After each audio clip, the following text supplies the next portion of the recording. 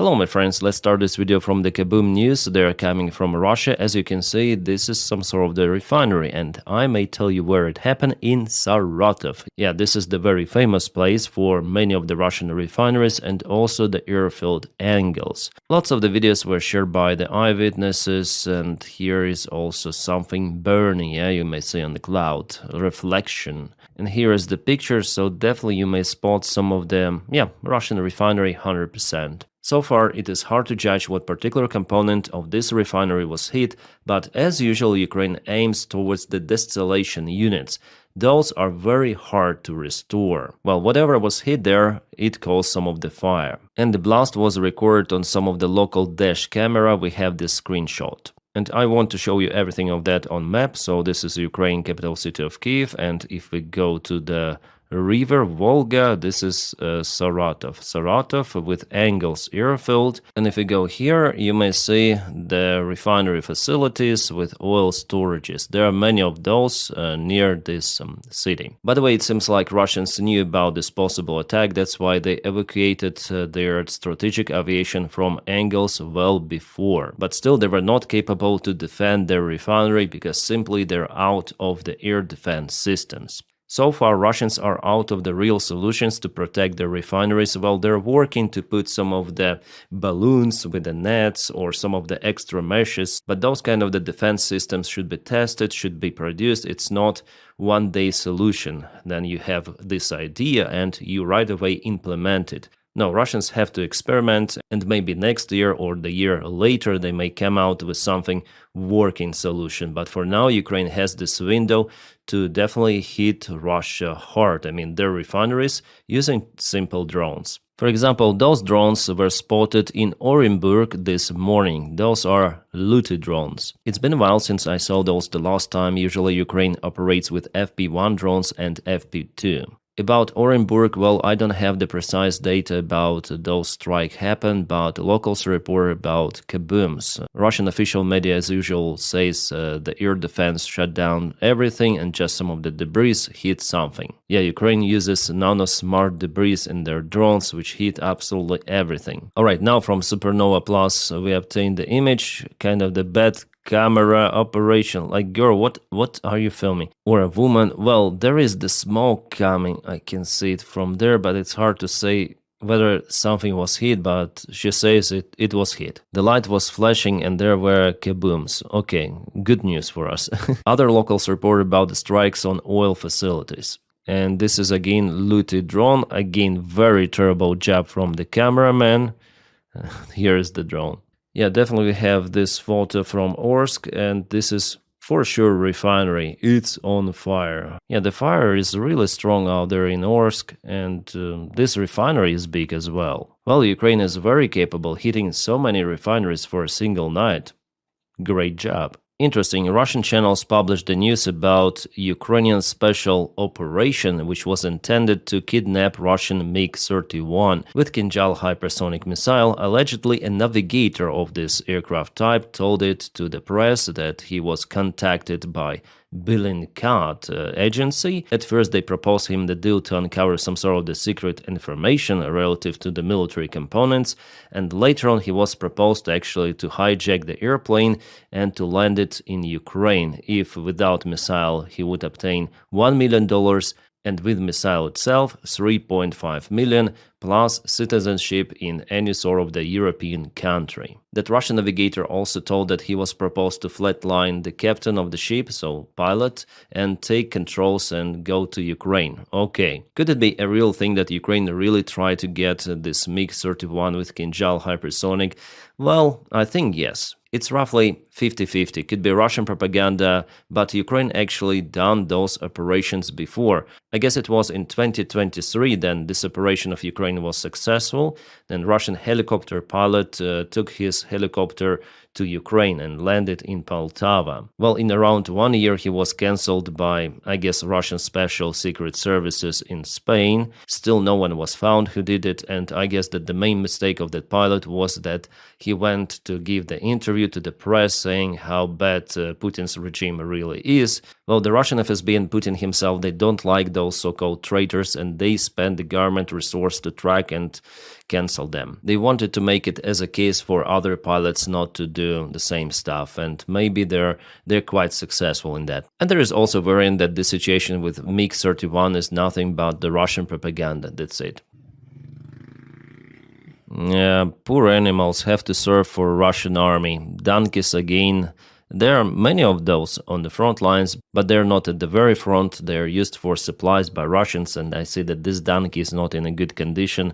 It's afraid, and yeah, poor animals. Nevertheless, I'm not one of those YouTubers or someone, Russian army is fighting on donkeys, ha ha ha. No, I'm absolutely not making fun of the Russian army. And I saw that people were laughing even about this video was published yesterday. Oh, it's the second army in the world. Oh, Bukhanka van. Oh, they're just laughing stock, not capable. Where are your Armata tanks, Russia? But those commentators, they do not understand one thing. That is how the modern-day war looks like. You don't need Armata tank to occupy some sort of the settlement. Those Russians are going to Pokrovsk, they have weapons, they have drones, they have everything. It doesn't matter what transport they use. If they are capable to use even transport, it means that Ukrainian defense is not so good in the southern area. And Russians use this weather to move quite substantial amount of the forces. Can Ukraine move so many forces to Mirnograd, I don't know, to unblock Ukrainian guys out there? I don't know, I wish Ukrainian army would have those kind of the tools right now to reinforce the defense. No one speaks about those fancy tanks like Armata or Leopard because all of them are burning the same way under the drone strike. So this war is the combination of those very ancient technologies like ancient transport, even donkeys, and state-of-art drone technologies, thermal camera, night vision, plus aviation gliding bombs. So I'm absolutely not laughing seeing those kind of the pictures from Pokrovsk. This is very concerning. Yes, I have some of the images after weather improved. Ukraine, after all, was successful in hitting some of those guys out there. Those images I will show you probably in the next video. This one I will not dedicate to the frontline update, just want to show you like the situation, yeah, on the ground. And then you see those donkeys. You may also understand that donkeys may carry lots of the payload.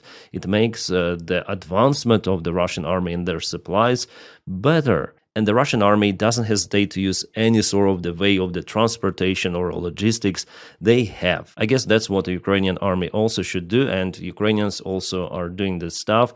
Well, not donkeys, but those cars, maybe sometimes even motorcycles too, in some of the brigades of the Ukrainian army.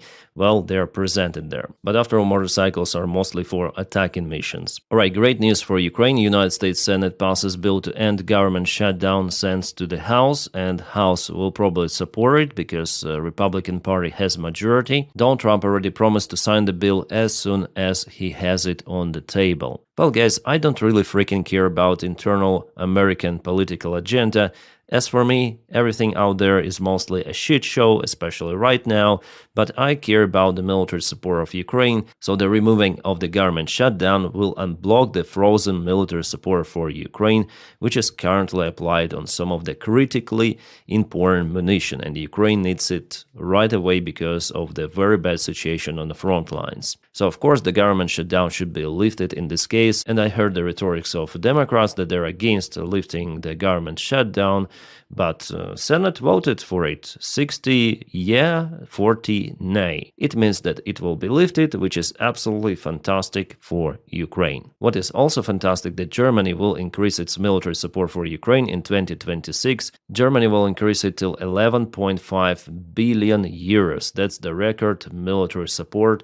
Thank you, Germany. You are just awesome. Without you for Ukraine, it would be very, very hard, especially right now. Thank you so much. And by the time the countries like Norway and Germany, they're really concerned about the future of Ukraine because it may also touch their own personal security. The countries like, or it's better to say not the countries, but governments of Slovakia, for example, they're against the military support. And Slovakian Prime Minister already said that they will block all of the initiatives to confiscate Russian assets and to send them to Ukraine. Yeah, Russia has activated its puppets in Europe, and then there is the threat for its money. A usual narrative coming from Fico, Orban, from Russian propaganda in general, that if you finance the Ukrainian military, you support the war. If you stop financing Ukraine, the war stops. Yes, it might stop in this case because Russia will have all of the tools to occupy Ukraine entirely, to cause lots of the life losses and possess the threat to another countries, this time NATO countries. So then those politicians call to cease the military support. It means that they want Ukraine to be occupied. I guess it was the last week then Orban said that if you support Ukraine, you support the war, which is unhinged, it's crazy,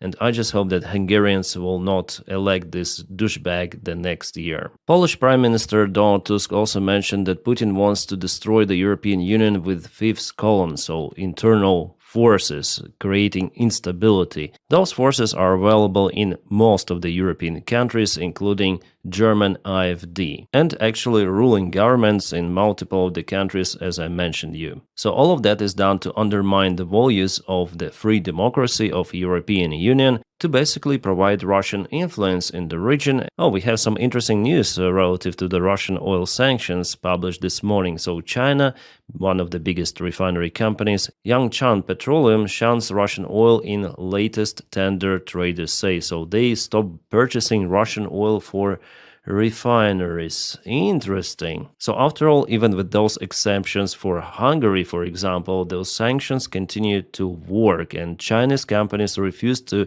cooperate with Russian companies of mainly Lukoil and Rosneft. Yangchang Petroleum is avoiding Russian oil in its latest crude oil tender for deliveries between December and mid-February. But again, it's temporary. After February, maybe something might change, but for now, those are working. I mean, sanctions. Well, those are the great news for us because Russian economy with this is getting weaker, not completely destroyed, as many experts say that, oh, those sanctions will destroy the Russian economy. No, but it will create some sort of the instability, at least in short up to middle range perspective. And in a long range perspective, obviously, Russian economy cannot survive the current war in Ukraine. Meanwhile, Donald Trump again mentioned that the United States are not spending money for Ukrainian military. We spent $350 billion already, yeah. We're not spending any more money now, they pay us through NATO. What he's speaking about? What kind of NATO? He always tells about NATO as some sort of the overseas organization. Then the United States itself is the main part of NATO. Without the United States, NATO is not that capable at all. NATO has nothing really to do with that. It's about European countries. He's like very delulu. And if I were not president, this war could lead to the World War III. It will not lead anymore. Okay, so we have a new narrative since he is unable to stop the war in Ukraine, and I think that none of the United States president can stop the war in Ukraine, really. They may influence this war, they may help Ukraine to withstand the Russian attacks, but the decision to stop the war should be taken only, and it is possible to take, only in Russia. Russia started this war and Russia should end it. Russia could be forced to end the war, then they see that they're not capable on the front lines. So with that, really, United States may influence this decision, but the final decision is still should be taken by Putin or any sort of the other Russian president for potential future, yeah? But Donny, with his narcissism, he is unable to recognize that he is just useless in this question, as in many of the questions, and he just says that it will not lead to the Third World War, which basically means that he stopped the Third World War from happening, because he is now a president. You understand this philosophy, yeah? Crazy, broken philosophy, but that is what inside his head. Well, guys, I'm gonna update you with one more video this evening, so bear with me. Also, please support me if you can on Patreon or on membership of this channel. The link for my Patreon is in the video description below. The membership, you can just press the button join, and I'm not begging for this kind of the support, really, but it is like my job is possible because of it. That's why I'm calling for support if you can. If you don't want to do it or you don't have this opportunity, it's okay. Just press like to this video and subscribe for the channel to boost boost this video in YouTube algorithms. Thank you so much for everything you do, for your views, your likes, your comments, everything, guys. You are awesome, and I wish you all a peaceful sky wherever you are, and have a great time.